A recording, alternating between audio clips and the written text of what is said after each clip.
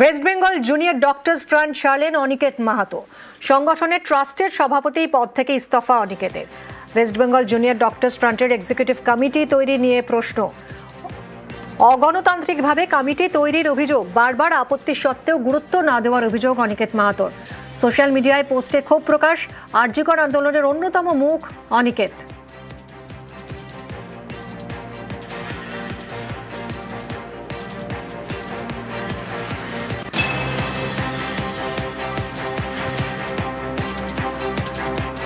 আমাদের West Bengal junior doctors ফ্রন্টের একটা ট্রাস্ট আছে, সেই ট্রাস্টের একটা ডিড আছে। সেই ডিডে পরিষ্কার ভাবে যে কথা বলা আছে যে এক্সিকিউটিভ কমিটি বা নতুন কমিটি তৈরি করার কোনো প্রভিশন নেই, কোনো প্রস্তাবনা নেই। তাহলে যদি আমাদেরকে তৈরি করতে হয় তাহলে এই প্রস্তাবনা আনা উচিত। আমি এই জায়গা থেকে চেয়েছিলাম আইনি পরামর্শ নেওয়া হোক, আইনি পরামর্শ নিয়ে এই ট্রাস্টের যে প্রভিশন নেই সেই প্রভিশনটা আনা হোক, নতুন কমিটি তৈরি করা হোক। এই ট্রাস্টের সাথে যে সম্পর্ক তৈরি করার কথা সেই সম্পর্কের জায়গাতে ওয়েস্ট বেঙ্গল জুনিয়র ডক্টর্স ফ্রন্টের বাকি যারা সহযোদ্ধা আমার তারা যেতে সমর্থন হন। তাহলে এই সমর্থন যদি তারা না হন তাহলে যে সমস্যাটা তৈরি হয় বেরিয়ে আসা ছাড়া আর অন্য কোনো জায়গা থাকে না।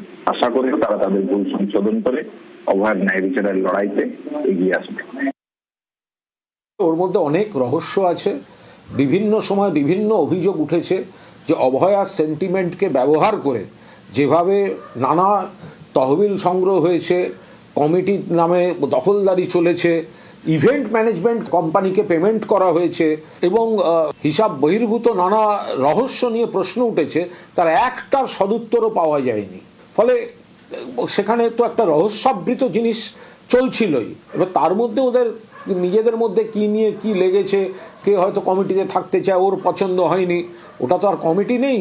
ওইসব ট্রাস্ট কমিটিগুলো তো মধুভাণ্ডে পরিণত হয়েছে।